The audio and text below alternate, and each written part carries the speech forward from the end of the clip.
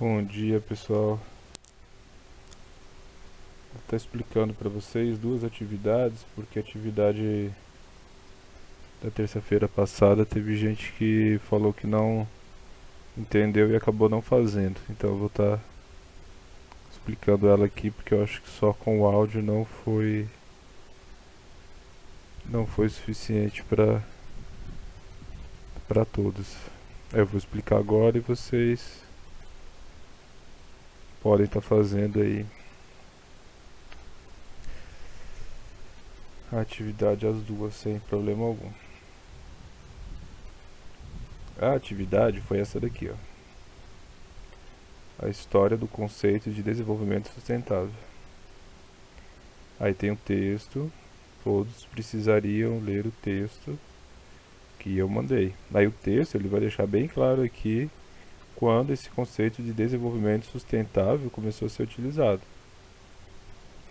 Aí alguns vão falar, mas professor, explica isso. Não tem como explicar algo a não ser dando a resposta, porque o lugar ele está bem claro no primeiro parágrafo do texto. Então vocês precisam ler com atenção. Aí aqui é o que a gente já falou várias vezes. Quais os maiores desafios do desenvolvimento sustentável? O desafio do desenvolvimento sustentável é você consumir aquilo que você precisa, é construir sem devastar, sem destruir o meio ambiente. Hoje isso não acontece. Para que isso acontecesse, no caso do Brasil, por exemplo, a gente teria que aumentar muito o nosso potencial de reciclagem, de reaproveitamento das coisas. Algo que no Brasil a gente deixa muito a desejar. O único material que realmente é reciclado em grande escala no Brasil é alumínio, pelo custo, né? Mas os outros produtos, o valor de reciclagem ele é ínfimo, assim, ele é mínimo. Aí, quais medidas você pode adotar para ajudar na preservação do meio ambiente? Você, como indivíduo, o que você aí na sua casa pode fazer para ajudar na preservação do planeta? Gente, são infinitas coisas que você pode estar fazendo. Até utilizar menos aparelho celular, você vai estar ajudando o planeta de alguma forma. Aí você, como assim? Você usando menos, você consome menos energia. Você está consumindo, você tá destruindo. Isso tem que estar claro para vocês. Depois, qual evento ocorreu no Brasil nos anos 90 do século passado e qual o objetivo desse evento? O texto também, no segundo parágrafo, ele vai falar sobre isso. Tá? Então, assim, talvez não fique claro para alguns qual o objetivo desse evento, mas o evento vocês vão encontrar aí, ele deixa claro também, mas basicamente é discutir meios de se ter um consumo sustentável, um meio de você preservar o meio ambiente, de você reduzir o consumo ou ter um consumo mais inteligente. Aí vamos pensar um jeito simples de ter um consumo inteligente, por exemplo. No passado, vamos comparar o passado com o presente.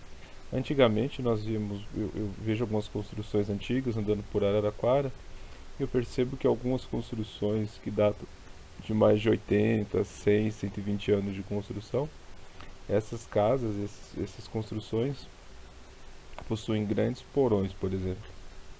Hoje em dia, dentro de um desenvolvimento sustentável, isso é impensado. Por que isso é impensado? Porque se você vai construir pensando em uma casa que seja sustentável e que ela seja autossustentável, ela vai fazer o que? Ela vai ter que aproveitar uma grande quantidade da luz solar. Então ela vai ter que ser uma casa o quê? Bem iluminada, uma casa clara para consumir menos energia. Então esse é um aspecto, um exemplo que eu estou dando para vocês, mas existem vários outros exemplos que podem ser dados aí. Atualmente, Estados Unidos e China são os países que mais se opõem à redução de gases poluentes. Por que esses países resistem em diminuir suas emissões de gases poluentes? Porque são os países que são mais ricos, são as maiores economias do mundo, são os que mais produzem. Então, uma redução do consumo mundial diretamente ia afetar esses dois países, ia afetar essas duas economias. Então, isso para eles ia custar esse desenvolvimento, esse crescimento deles. Eles teriam que crescer num ritmo menor. Então, isso poderia gerar desemprego, poderia gerar vários problemas internos dentro desses países. Hoje, por exemplo, grande parte dos produtos que nós consumimos, esses produtos vêm da China. Agora, essa atividade 3 que ninguém fez ainda, que eu estou passando a primeira vez. Essa atividade 2 alguns já fizeram, como eu expliquei para vocês na aula passada. Então eu tenho aqui, ó, medidas sustentáveis. Aí eu tenho exemplos de várias medidas que podem ser adotadas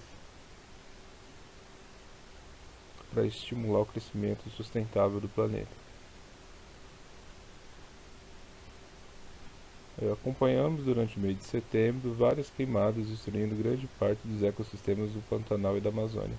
Quais fatores podem explicar a ocorrência de queimadas nessas regiões?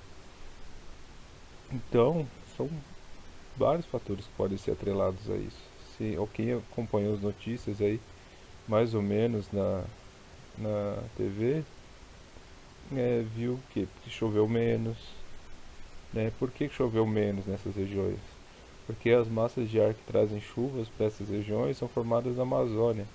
Se eu tenho menos árvores, menos proteção vegetal, o que vai acontecer? Eu vou ter menos precipitação, vou ter menos chuva. Então é a consequência, as coisas estão ligadas. Fator: desmatamento. Por que desmatamento? Criação de animais, criação de gado, né, pecuária. Tudo isso acaba afetando esses ecossistemas. Então é tendência esses lugares se tornarem cada vez mais quentes e secos, perdendo a umidade. Se eu não tenho umidade, não tem chuva, não tem precipitação. Se não tem chuva, a queimada aparece, já que são lugares que, seja de pastagem, seja de árvores nativas, é uma região com extensa área verde e com poucas pessoas para fazer a gestão do fogo nessa região. Então a gente viu processos de queimadas aí que tinham 10, 20 brigadistas para apagar o fogo em regiões enormes, gigantescas. Um dos caminhos para a redução de gases poluentes é a adoção de fontes de energias renováveis. Dê 3 exemplos de fontes de energias renováveis. O que é fonte de energia renovável? São aquelas fontes de energia que elas são infinitas. Então um exemplo de fonte de energia para vocês que é renovável. A energia eólica. Energia eólica é aquela que vem da força do vento, que move lá aqueles cataventos, aquelas hélices enormes. Aquilo gera eletricidade. Então eu estou dando uma fonte para vocês de energia renovável. Então vocês precisam dar 3. Então vocês podem colocar que eu estou dando exemplo para vocês, mas vocês vão ter que pensar em só mais 2 aí. Aí como reduzir a produção de lixo doméstico? Aí vocês vão pensar em como vocês, aí na casa de vocês, na residência de vocês, podem reduzir esse lixo. Então é a resposta mais pessoal. Lembrando que pergunta e resposta no caderno. Pergunta e resposta no caderno, sempre. Eu coloco até aqui, ó, pergunta e resposta. E o cumprimento das recomendações resultará no acréscimo de 2 pontos. Então eu não posso tirar ponto daquele que faz atividade impressa, mas eu posso não dar esses 2 pontos a mais, tá? Até porque as atividades elas devem estar no caderno. Vocês têm 9 áreas diárias para se organizarem. Então não tem desculpa entregar material em documento de Word, certo? Qualquer dúvida eu estou aqui para ajudá-los, é só perguntar.